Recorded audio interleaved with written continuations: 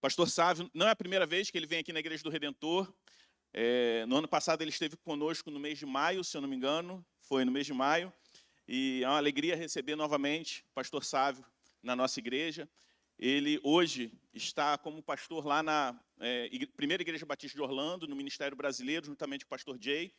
Mas a gente teve o privilégio de servir junto lá em Macaé, na Comunidade Batista de Macaé, plantar aquela igreja junto. E ter o Sávio aqui na nossa igreja é motivo de muita alegria, um amigo muito próximo. E nessa vinda ao Brasil, antes de ir embora, ele vai estar retornando agora à noite. Ele veio nos prestigiar. Ele está acompanhado da Camila, sua esposa, a Manu, sua filhinha que está lá no Ministério Infantil, e a Antonella, que chega em junho, se Deus quiser. E além da família do Sávio, tem alguns amigos queridos também lá da CBM que vieram acompanhando, o Flávio, a Laila, Juliano e Adilson Júnior. Ele não gosta que chame ele de Adilson, mas o nome dele é Adilson. Júnior é um amigo de infância, né? Primeira vez que ele está visitando nossa igreja. Nem lembro com quantos anos de idade eu conheci o Júnior, fomos embaixador do rei juntos, enfim. É uma alegria recebê-los aqui também na nossa igreja. Eles estão acompanhando o Sávio e sua família para levá-los para o aeroporto logo após o culto. Vamos orar agradecendo a Deus pela vida do Sávio? Deus Santo, nós te agradecemos, Senhor Deus, pela vida do Sávio, agradecemos pelo seu ministério, sua família, e te pedimos que o Senhor use o teu servo como instrumento para falar, Senhor Deus, com a nossa igreja, falar com a tua igreja aqui reunida. Que o Senhor possa nos ajudar a compreender tudo aquilo que o Senhor tem para nós nessa noite. Que o Sávio possa ser um instrumento teu e que o teu Espírito possa nos ajudar a compreender a tua palavra. Que nós possamos estar inteiros, atentos a ouvir aquilo que o Senhor quer falar com a tua igreja. Retira de nós qualquer tipo de distração, qualquer tipo de preocupação, para que possamos estar sensíveis à voz do Senhor. Obrigado pela vida do Sávio. É assim que nós oramos no nome de Jesus. Amém. Boa noite.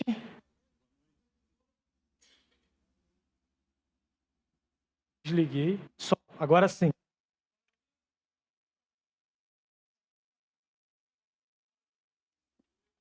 Quer trocar?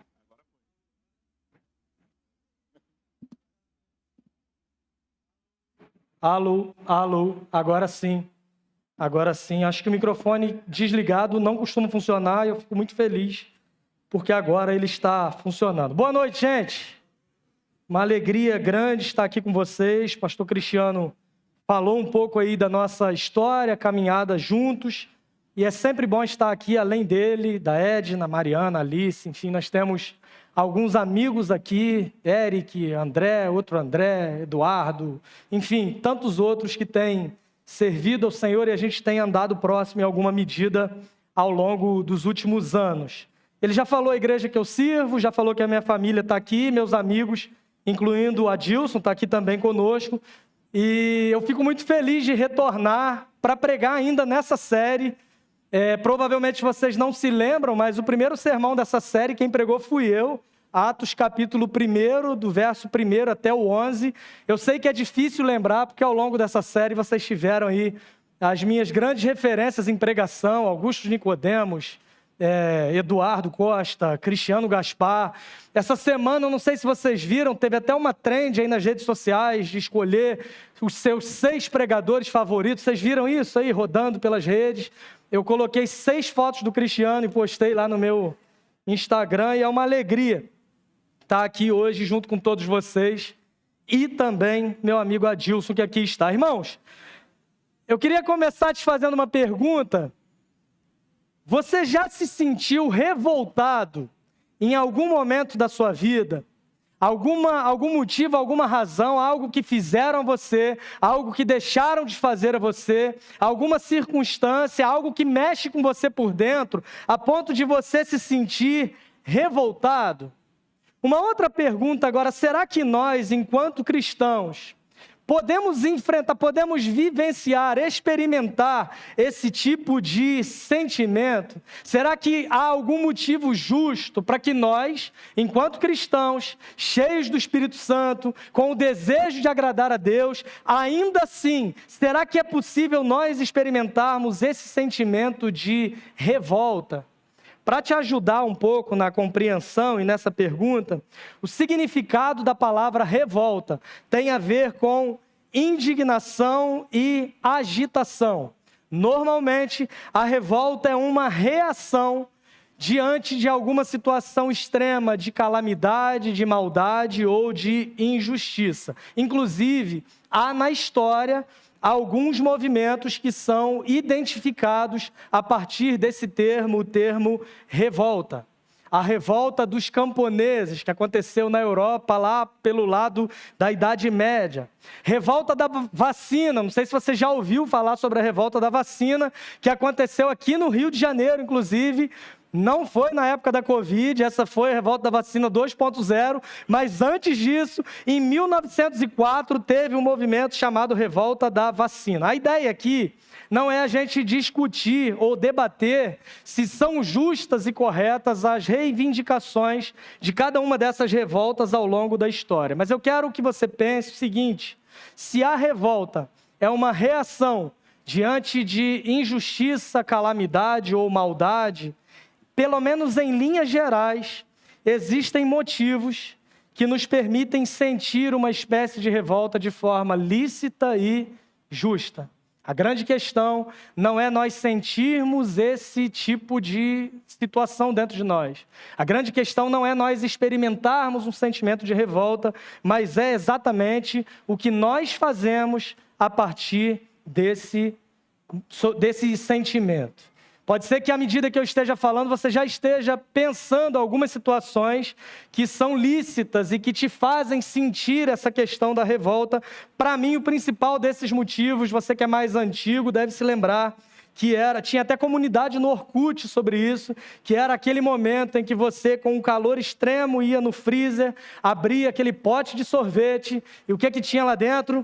Feijão velho. Isso nos permitia sentir uma revolta de modo lícito, justo, mas como eu disse, a questão é o que você faz a partir disso. E aí, para que a gente consiga compreender um pouco melhor, eu trouxe aqui algo para ilustrar isso de forma mais visual. Vocês estão vendo aqui, isso daqui é um isqueiro.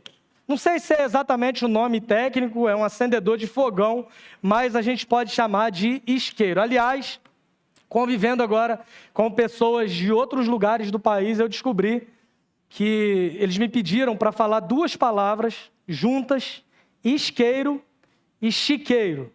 E segundo essas pessoas que são de outros lugares do país, nós que temos esse sotaque daqui, falamos exatamente a mesma palavra quando nós falamos seguido. Então a gente vai dar uma pausa, vira para o irmão do seu lado e fala isqueiro, chiqueiro, rápido, para ver se é exatamente... Beleza, dizem que é a mesma coisa, para nós é muito claro que isqueiro, chiqueiro são palavras totalmente diferentes. Mas eu trouxe aqui um isqueiro para que você entenda que a revolta é como se fosse esse fogo aqui no isqueiro. O fogo em si não é algo bom ou ruim intrinsecamente, só se ele apagar sozinho, igual está acontecendo aqui. Mas ele é algo que está nesse momento tendo um potencial bom ou ruim, mas ele está completamente controlado. À medida que eu tiro o dedo daqui, ele vai apagar. À medida que eu aperto, ele vai acender. Como eu disse para você, o problema não é o fogo em si, mas é o que você faz a partir dele. Esse mesmo fogo, ele pode ser usado para acender uma vela e iluminar uma casa sem energia, que aliás é outra coisa que nos revolta, com razão. E eu tenho visto que isso tem acontecido com frequência, mas esse mesmo fogo, ele pode ser usado para destruir um lugar como esse. Do mesmo jeito, a revolta não é o problema, mas é o que você faz a partir dela.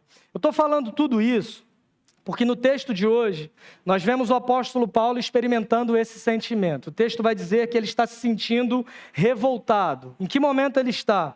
Ele está fugindo de uma perseguição que ele havia enfrentado em Tessalônica e Bereia, e agora ele vai até Atenas, que era, àquela altura, o principal centro intelectual do mundo, e ali ele fica para aguardar a chegada de Timóteo e Silas. Enquanto ele está aguardando a chegada dos seus companheiros, ele passa a observar a cidade de modo intencional e, ao se deparar com a idolatria da cidade, o texto bíblico vai dizer que o seu espírito se revoltava.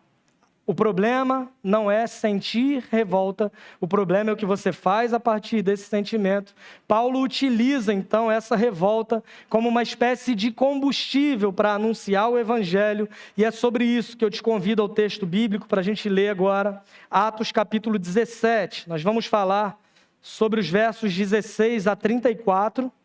Nesse momento a gente vai ler só o verso 16, mas se você puder, eu vou pedir para que você mantenha a sua Bíblia aberta, porque nós vamos percorrendo todos esses versos à medida que a gente for conversando. Atos 17, a partir do verso 16.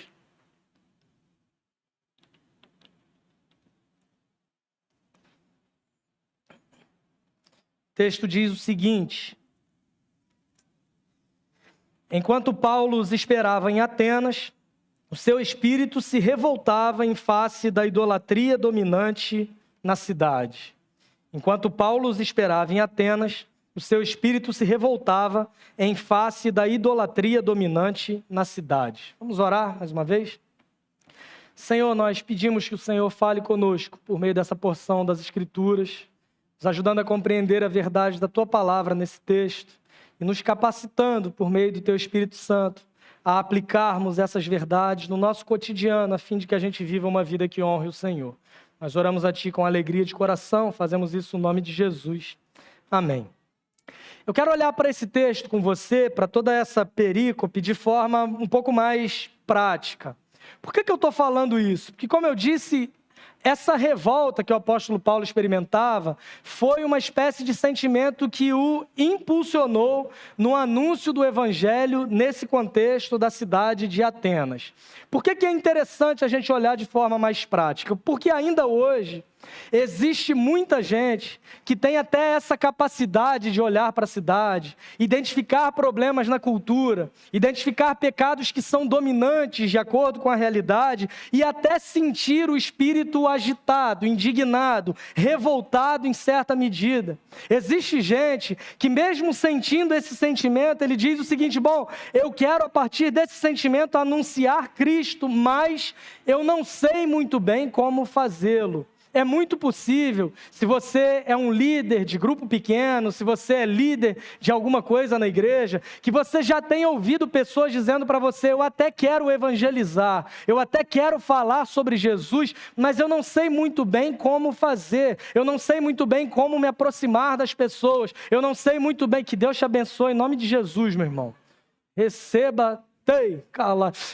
Eu não sei muito bem como fazer, o que fazer a partir disso. E é por isso que eu queria te convidar a olhar para esse texto, porque nós estamos vendo alguém que se revolta diante da idolatria da cidade, que tem esse desejo de anunciar Cristo e que tem algumas posturas que nos ensinam também como nós podemos anunciar o evangelho mesmo em meio a uma cultura hostil, porque o que Paulo experimentava na cidade de Atenas não é, em essência, diferente do que nós experimentamos nos nossos dias e no nosso contexto. Então a proposta é olhar de modo prático para como Paulo transformou a revolta em um modo de anunciar o evangelho, seja para que você possa enxergar esses movimentos no texto, ou seja para eliminar as tuas desculpas de que você gostaria de evangelizar, mas não sabe como fazer. Paulo dá alguns passos práticos em direção a esse objetivo, e é sobre isso que eu queria conversar com vocês. A primeira coisa que ele faz é transformar essa revolta em compaixão. O verso 16, que nós acabamos de ler, vai nos mostrar que o apóstolo Paulo tem o seu espírito se revoltando a partir dessa idolatria, e logo em seguida nós percebemos alguns movimentos que ele vai fazer que nos fazem perceber que Paulo não permitiu que a revolta apenas o consumisse. Paulo não permitiu que a indignação o paralisasse. Ele não permitiu que esse sentimento que brotava ali no interior do seu espírito fizesse com que ele pensasse o seguinte: bom, esses atenienses são pecadores demais para ouvirem o evangelho, eu não vejo a hora de Silas e Timóteo chegarem até aqui, porque a gente vai para outro lugar. Afinal de contas, esses homens amam o pecado, são idólatras, e eu não vou perder tempo anunciando o evangelho para eles. Muito pelo contrário. Sabe aquela história de um homem que vai para um lugar e vê nesse lugar que ninguém usava sapatos, e ele volta dando relatório para o seu chefe da fábrica da sapataria, dizendo assim, olha, fábrica de sapatos, dizendo, nesse lugar não tem a menor chance de nós desenvolvermos um negócio porque as pessoas não utilizam sapatos. E outro homem vai para o mesmo lugar e volta trazendo o relatório. É o melhor lugar que nós podemos fazer negócio vendendo sapatos, porque absolutamente ninguém usa sapatos lá e a gente vai vender mais do que em qualquer outro lugar do mundo. É exatamente o que nós podemos perceber aqui. Paulo não olha para os atenienses como pessoas que não usavam sapatos e jamais usariam na sua vida. Ele não olha para aqueles homens dizendo, eles amam o pecado, eles estão satisfeitos com a idolatria e nós não vamos anunciar porque eles não vão se converter. Ele não faz cálculo de custo-benefício de conversão, mas ele transforma essa revolta que sentia em compaixão, porque ele não via naqueles homens simplesmente pecadores que amavam a idolatria, mas ele via naqueles homens pessoas que, se alcançadas pelo Evangelho, poderiam ter os corações transformados a ponto de transformar toda a realidade de uma cidade. Essa revolta que ele sente no seu espírito, na verdade, é base para os demais passos que ele vai dar. Você vai perceber, à medida que o texto segue, que foi exatamente o que ele fez. A sua revolta não o afasta dos atenienses, mas a sua revolta o move à missão. E aqui é o grande ponto que eu tenho falado com você. Por vezes, irmãos, nós até nos revoltamos com a injustiça e a maldade que nós vemos no mundo, mas poucas vezes nós utilizamos essa revolta como combustível para a missão. Pare de olhar para Atenas por um instante e olhe para a realidade do Rio de Janeiro. Existem motivos justos e lícitos para que você se revolte no aspecto cultural dessa cidade. É possível ver maldade e injustiça acontecendo aqui? Uma justiça corrupta em vários níveis, principalmente no Campeonato Carioca. O Flamengo conseguiu 13 resultados. Enfim, vamos deixar para falar isso sobre em outro momento. A gente olha para a cidade, a gente olha para a nossa realidade e a gente percebe movimentos maldosos, injustos, que trazem realmente esse sentimento de revolta no nosso coração. Nós percebemos, ao olhar para a cultura, elementos pecaminosos que ferem os princípios do Senhor e certamente você é capaz de identificá-los. Mas o que é que você faz a partir disso? O que é que nós, enquanto igreja, fazemos a partir disso? Nós começamos uma guerra de nós contra eles. Nós achamos que aqueles que estão no mundo não merecem ouvir a mensagem da salvação. Olhar para esse texto me faz ver o apóstolo Paulo sentindo essa revolta e permitindo que essa revolta o impulsionasse a missão, e eu penso que isso é algo que devemos aprender, irmãos. A revolta tem o poder, às vezes, de nos tornar cínicos, sem qualquer esperança para o futuro, sem qualquer esperança diante do nosso contexto, mas nesse texto nós somos convidados a olhar para o que fere o Senhor, nos revoltarmos dentro de nós, mas não ficarmos paralisados, mas sermos impulsionados a anunciar o Evangelho de Jesus Cristo, porque essa é a única mensagem capaz de transformar a realidade. Olhar para esse texto me faz perceber e pensar num contraponto com um profeta do Antigo Testamento, um homem chamado Jonas. Alguém que foi chamado por Deus para anunciar o Evangelho para uma cidade idólatra, para uma cidade afundada em elementos pecaminosos. Ele é chamado por Deus e vocacionado para anunciar o Evangelho em um lugar que ele não gostava.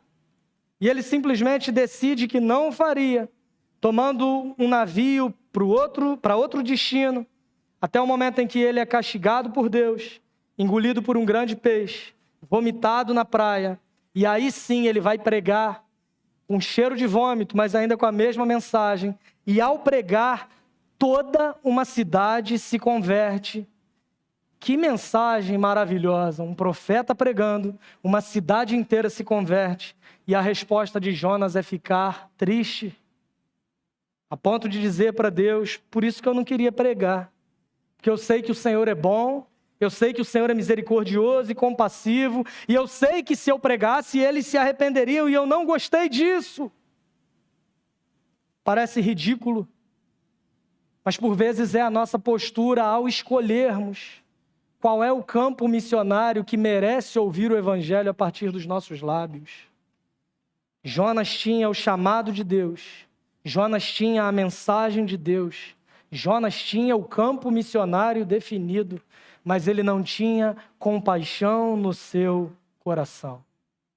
Que ao olhar para aqueles que não merecem, sintamos compaixão, que nos impulsione a anunciar o Evangelho, porque foi exatamente isso que Jesus fez por nós.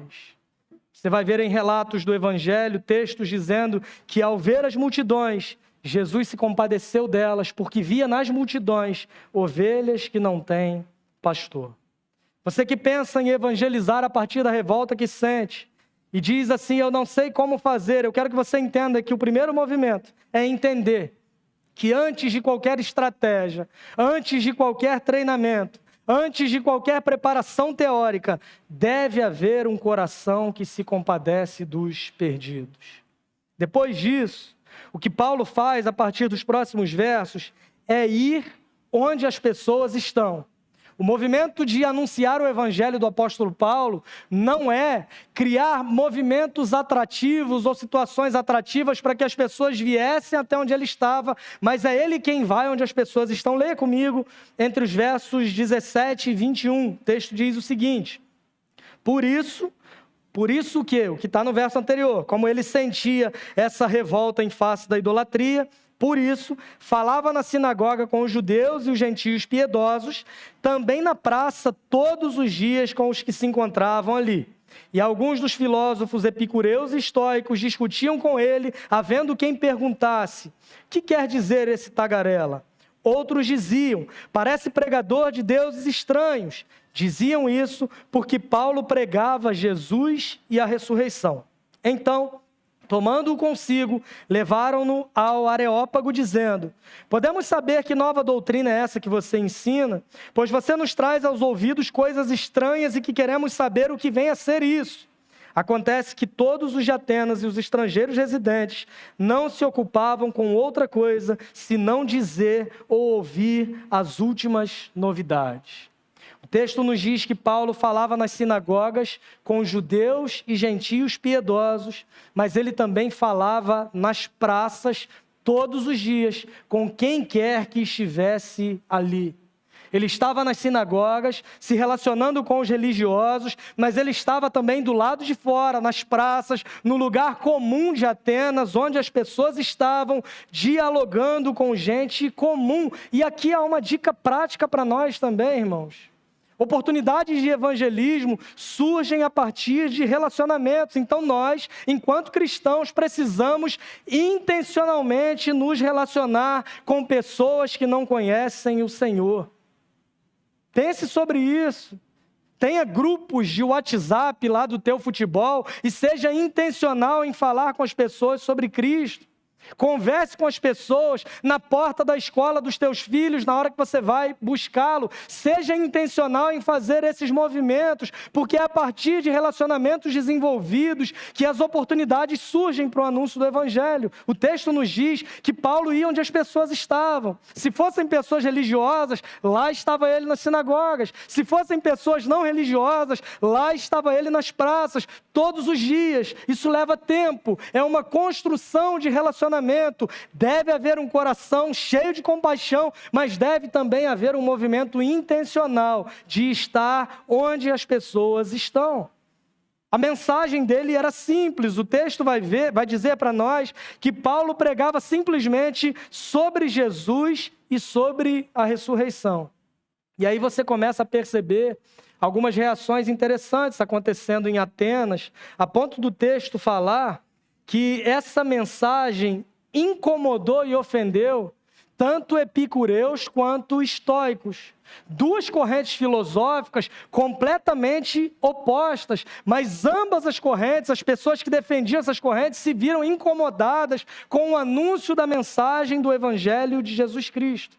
Quem eram os epicureus? Homens que defendiam o prazer como finalidade principal da vida.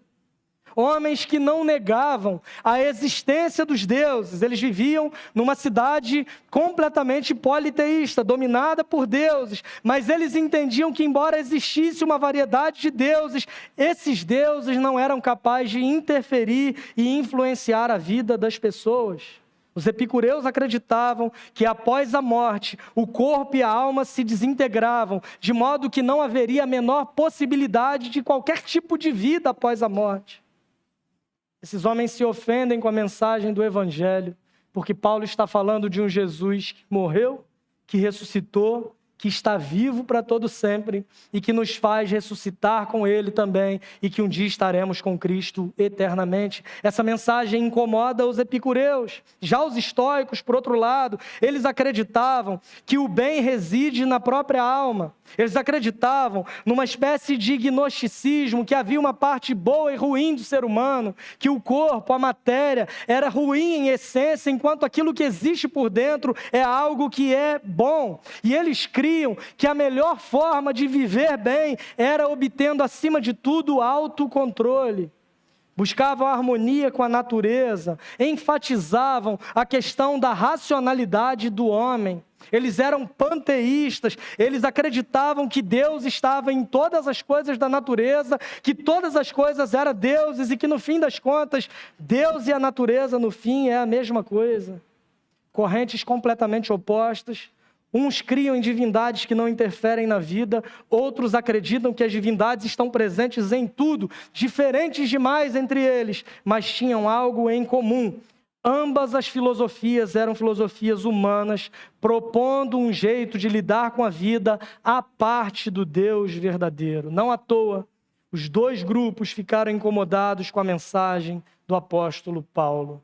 Isso nos faz pensar, irmãos, que nós não podemos moldar o evangelho a fim de que ele caiba dentro da ideologia que mais me agrada. Embora existam ideologias que se pareçam menos com o evangelho do que as outras, toda e qualquer ideologia humana, em algum momento, vai se chocar com a realidade do evangelho, porque o evangelho não é capaz de caber em qualquer caixa ideológica que o homem pode criar, porque ele é o poder de Deus para a salvação de todo aquele que crê. Esses homens se veem ofendidos com essa realidade e eles levam Paulo, então, até o Areópago, onde ele começa esse discurso. E esse discurso vai nos ensinar um próximo passo interessante também, que é o seguinte: estabelecer conexões sem comprometer a verdade. Ele se compadece com a realidade da cidade, ele vai onde as pessoas estão e agora ele passa a criar e estabelecer conexões sem, contudo, comprometer a verdade que era a sua mensagem a partir do verso 22. Então Paulo, levantando-se no meio do Areópago, disse: Senhores atenienses, percebo que em tudo vocês são bastante religiosos. Porque andando pela cidade e observando os objetos de culto que vocês têm, encontrei também um altar no qual aparece a seguinte inscrição: ao Deus desconhecido. Pois esse que vocês adoram sem conhecer é precisamente aquele que eu lhes anuncio. O Deus que fez o mundo e tudo que nele existe, sendo ele Senhor do céu e da terra, não habita em santuários feitos por mãos humanas, nem é servido por mãos humanas, como se precisasse de alguma coisa, pois ele mesmo é quem a todos dá vida, respiração e tudo mais. De um só homem fez todas as nações para habitarem sobre a face da terra, havendo fixado os tempos previamente estabelecidos e os limites da sua habitação, para buscarem Deus, se porventura tateando o possam achar, ainda que não esteja longe de cada um de nós. Pois nele vivemos, nos movemos e existimos, como alguns dos poetas de vocês disseram, porque dele também somos geração. Portanto, visto que somos geração de Deus, não devemos pensar que a divindade é semelhante ao ouro, à prata ou à pedra, trabalhados pela arte e imaginação do homem. Paulo começa aqui fazendo uma conexão intencional com os atenienses. Vocês veem ao longo de Atos, percebendo aí o que está acontecendo nos textos anteriores, e antes de chegar a Atenas, ele tinha passado por Tessalônica e Bereia. Lá ele encontrou pessoas que conheciam o Antigo Testamento, pessoas que conheciam a lei de Deus, pessoas que tinham alguma noção e alguma experiência religiosa. Portanto, tanto em Tessalônica quanto em Bereia, o diálogo que o apóstolo Paulo começa é a partir das Escrituras. Havia a palavra de Deus, o Antigo Testamento, que era algo em comum entre ele e os homens que o estavam ouvindo àquela altura. Em Atenas, não. O cenário era completamente diferente, a cultura era completamente hostil, e agora ele começa de modo absolutamente oposto ao que ele havia feito em Tessalônica e Bereia. Primeiro nós falamos sobre a sua observação ativa e a percepção de que dentre tantos altares naquela cidade, havia um altar destinado a um Deus desconhecido. Paulo não demoniza o altar feito para uma divindade pagã, que os atenienses tinham deuses para tudo. E diante do medo de haver algum Deus que eles estavam desonrando ao não oferecer um altar, eles faziam um altar para um Deus que talvez eles nem se lembrassem de que existia. Paulo não demoniza essa situação, esse altar, mas ele se vale desse altar estabelecido para uma divindade pagã para estabelecer conexões com os atenienses, sem, contudo, comprometer a verdade do Evangelho. Se nas sinagogas ele falava para pessoas com a percepção religiosa, agora ele fala no Areópago, em um lugar onde existe pseudo-intelectualidade, pluralismo religioso e profundo analfabetismo bíblico, muito parecido com os dias que nós vivemos hoje. O apóstolo Paulo se vale dessa conexão que era esse altar para dizer para aqueles homens o seguinte: vocês são muito religiosos, eu percebi isso olhando e andando pela cidade de vocês. Eu vi inclusive que há um altar escrito ao Deus desconhecido, e é o seguinte: esse altar, esse Deus que vocês dizem adorar e nem conhecem, eu conheço esse Deus e eu lhes anuncio a partir desse momento. E a partir desse momento, o apóstolo Paulo vai deixar claro que existe um Deus que é o Criador sobre todas as coisas. A partir desse momento, ele vai deixar claro que existe um Deus que criou todas as coisas, e esse Deus, ele não deixou a criação à sua própria mercê, mas ele é também o sustentador da vida. Que esse Deus não é alguém que não interfere na realidade, mas é aquele que governa sobre todas as nações. Esse Deus criou a humanidade a partir de um só homem, e esse Deus é inclusive o juiz do mundo. O que ele está fazendo? Ele está corrigindo a visão errada que os atenienses têm sobre Deus. Ele faz isso a partir de conexões da própria cultura daqueles homens, tanto falando sobre esse altar ao Deus desconhecido, e também no verso 28.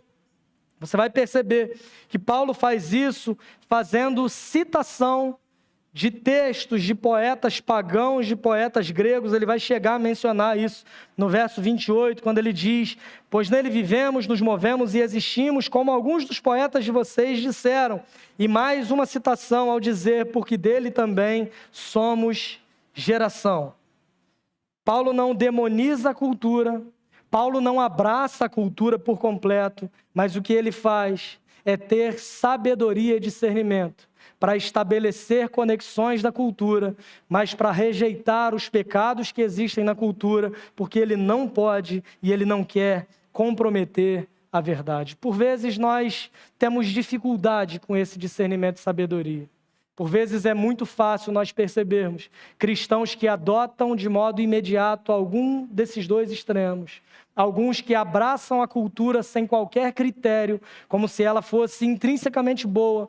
Outros que demonizam a cultura sem qualquer critério também, como se ela fosse má. Olhando para esse texto, nós percebemos que existem elementos na cultura que nos permitem conexões a fim de anunciar o Evangelho, mas existem elementos na cultura que são pecaminosos, que ferem a Deus e que devem ser rejeitados de modo imediato. Ele não demoniza a cultura, ele não a abraça por completo, mas ele enxerga na cultura pontes a fim de que o Evangelho possa ser anunciado. Lembram da indignação e revolta sobre as quais eu falei no início?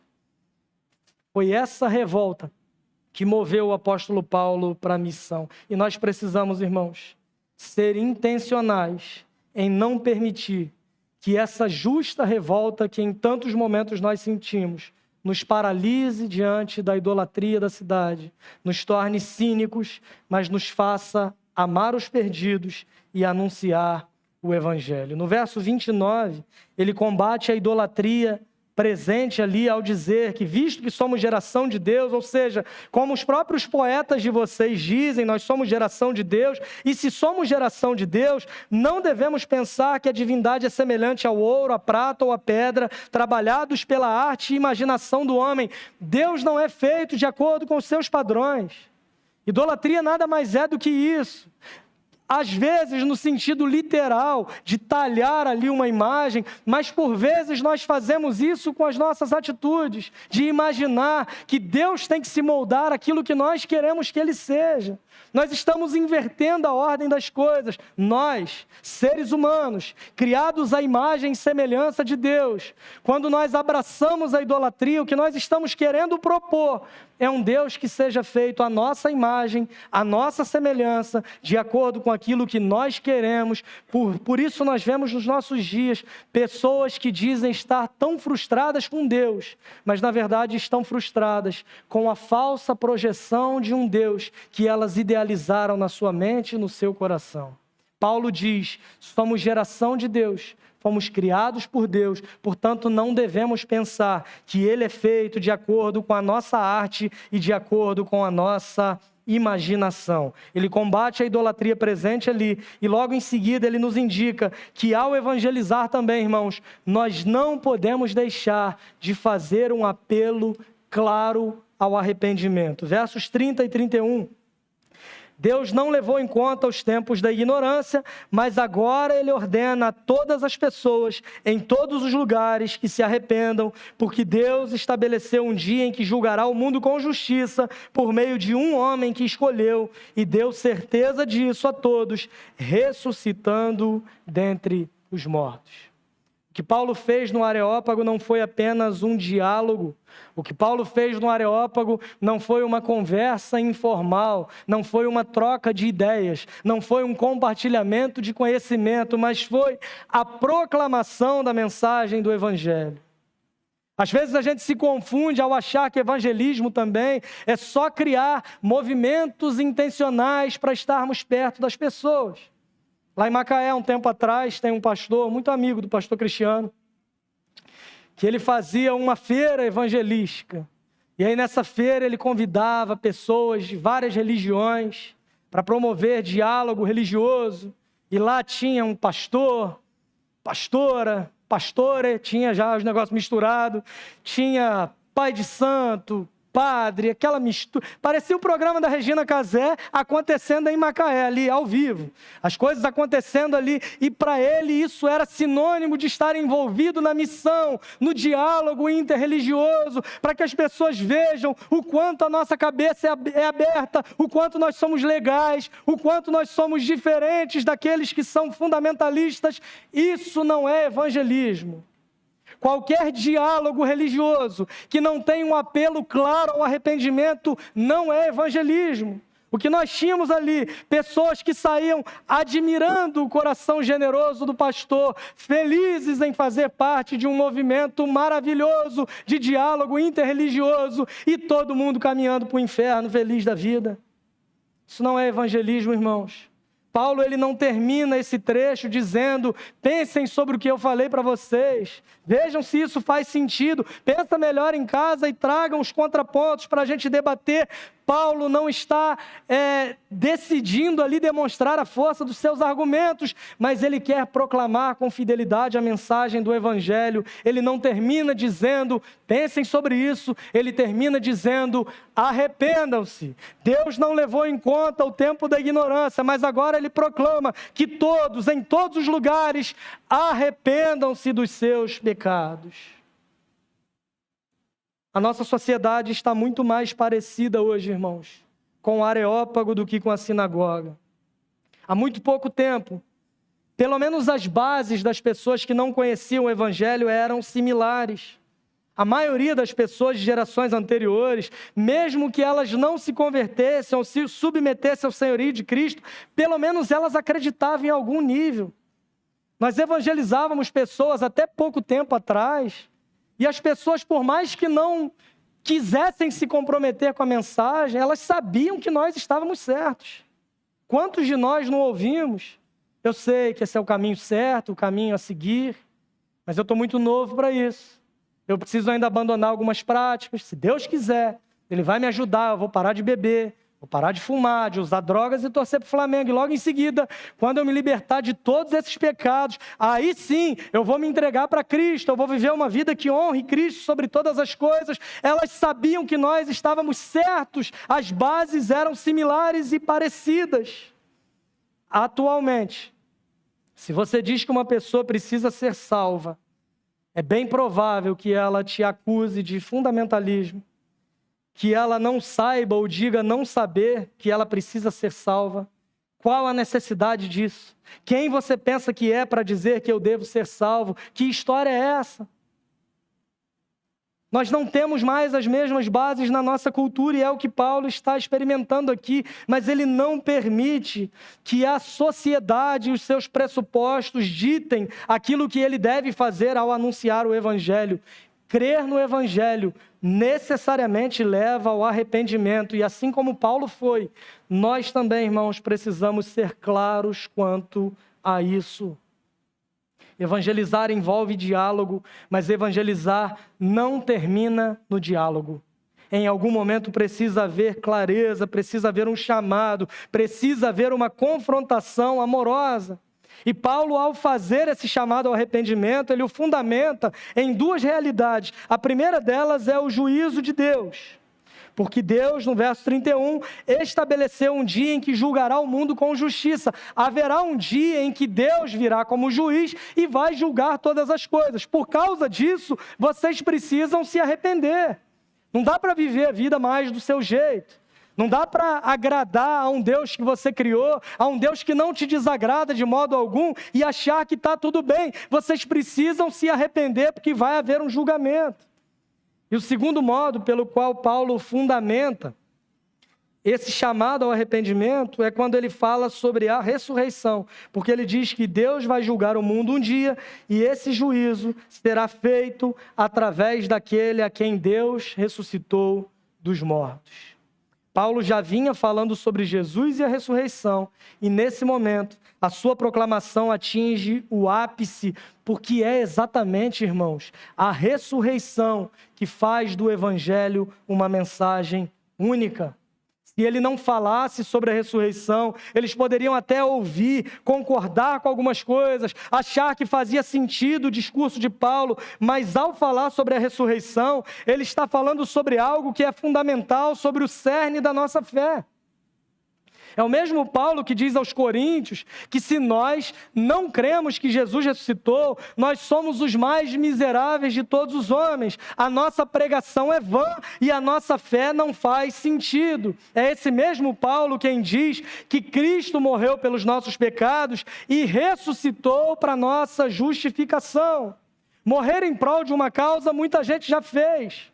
Morrer em prol de uma causa, se tornar mártir, é algo comum na história da humanidade. Agora, o que dá substância para a nossa fé, o que prova que o sacrifício de Cristo foi aceito por Deus, é exatamente o fato de que ao terceiro dia, Ele venceu a morte, Ele o fez por nós, e nós não podemos abrir mão de anunciar essa verdade.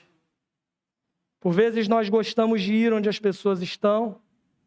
Alguns têm até alguma facilidade de estabelecer contatos e conexões.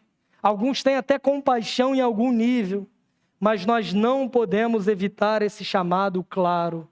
Seja por timidez, por vergonha, por medo de parecer radical demais ou retrógrado.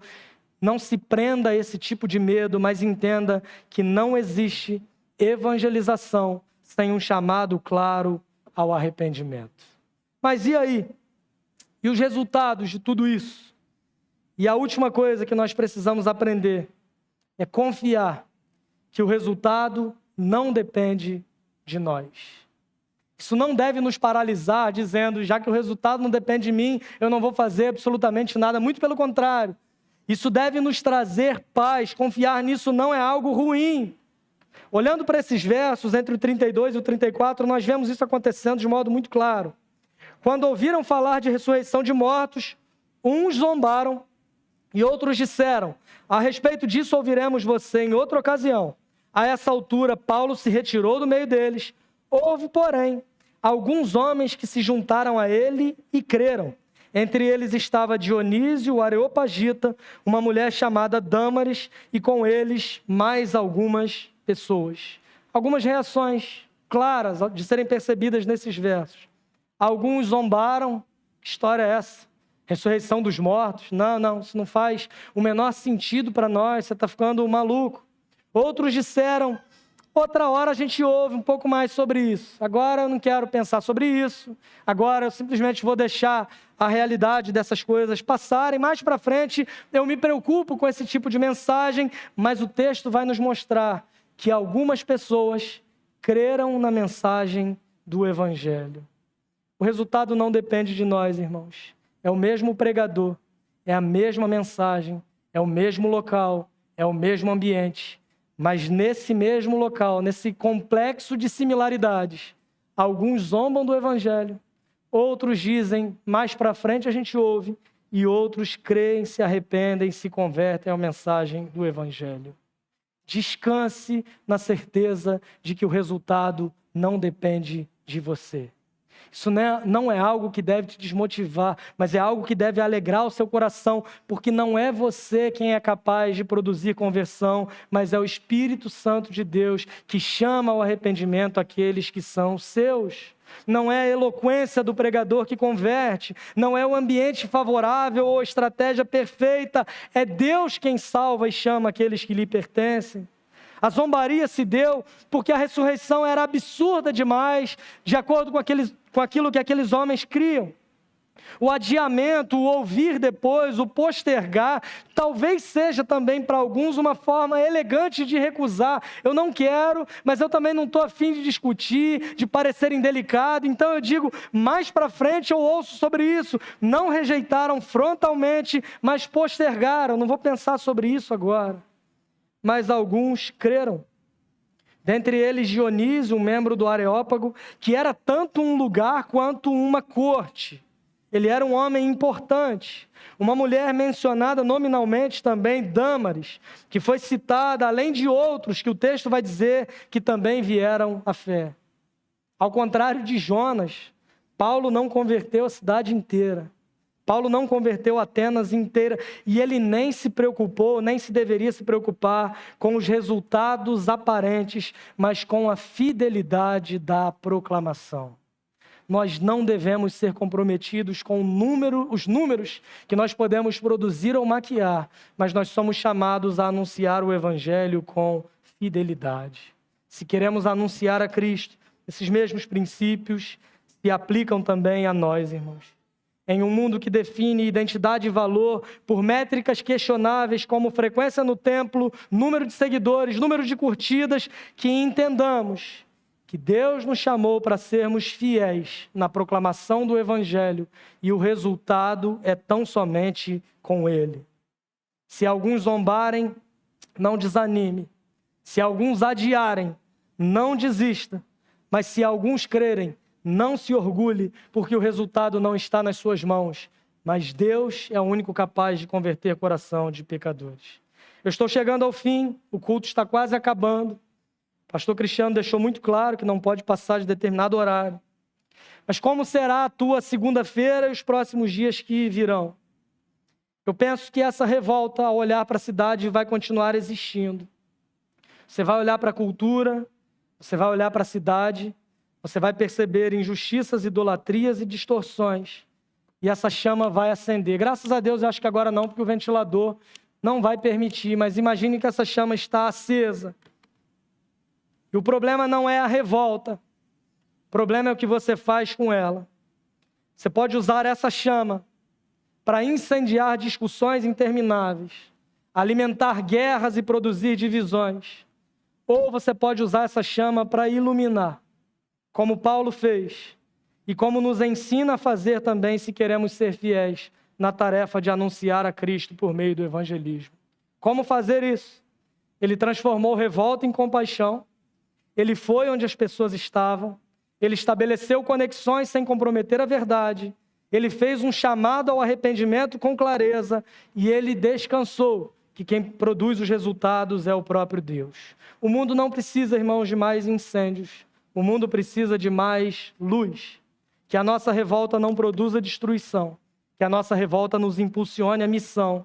E que quando essa chama acender dentro de nós, ela seja usada para iluminar o caminho de uma pessoa, de alguém, de pessoas que se relacionam conosco, a fim de que elas caminhem na direção de Cristo, que é o único capaz de transformar corações em realidades para a glória do próprio Deus. Vamos orar? Pai, nós somos gratos ao Senhor pela Tua palavra.